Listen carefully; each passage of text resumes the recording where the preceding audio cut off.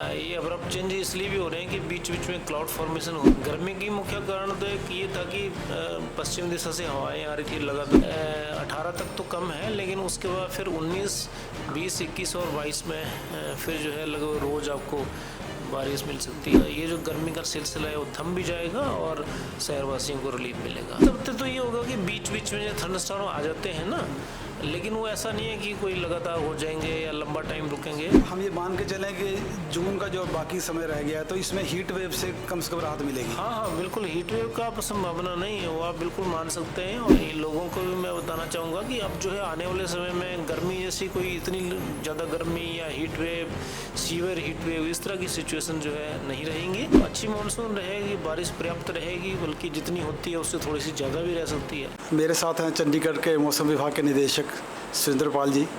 हम उनसे जानेंगे कि चंडीगढ़ में जो एकाएक ये मौसम में जो गर्मी में बढ़ोतरी हुई है, इसका कारण क्या है और चंडीगढ़ वासियों को इससे कब तक राहत मिलेगी।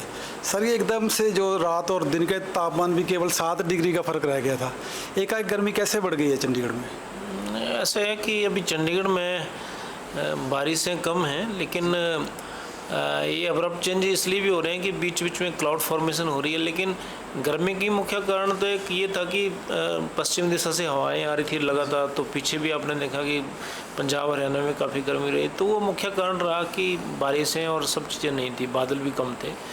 लेकिन अब आने वाले समय में बीच बीच में शहर में जो है बीच बीच में थंडरस्टॉर्म एक्टिविटी मिलेगी। अभी 18 तक तो कम है, लेकिन उसके बाद फिर 19, 20, 21 और 22 में फिर जो है लगभग रोज़ आपको बारिश मिल सकती है। तो ये जो गर्मी का सिलसिला है वो थम भी जाएगा और शहरवासियों को रिलीफ मिलेगा।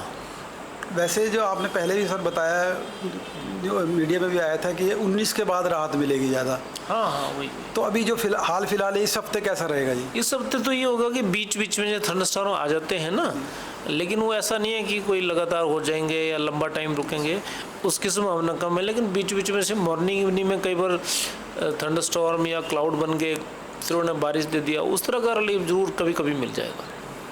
ये जो एक्टिव मानसून है सर, वो कब से चंडीगढ़ में, हरियाणा, पंजाब में शुरू हो जाएगा?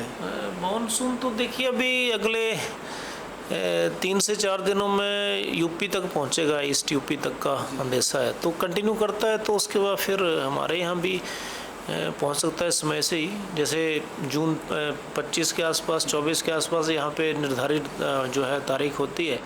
अगर सही मानसून की रफ्तार जैसे चलती रही तो सब लगता है कि समय पे आ जाएगा, उन्हीं डेट्स में आ जाएगा।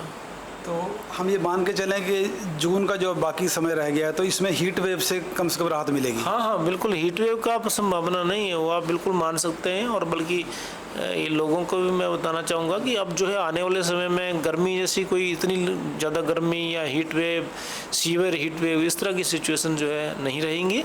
और अब आने वाले दिनों में कुछ ही समय बाद बारिशें जो है शुरू हो जाएंगी। सर, मानसून कैसा रहेगा? कुछ लोग कह रहे हैं कि इस बार ज़्यादा बारिश हो सकती है, जैसे कि मई में ऑलरेडी स्टार्ट हो गई थी। तो आपके अनुसार या प्रेडिक्शन क्या है आपकी? नहीं, मानसून तो थोड़ी इस साल अच्छी रहेगी, सामान्य से ज़्यादा ही है जो फोरकास्ट है हमारा।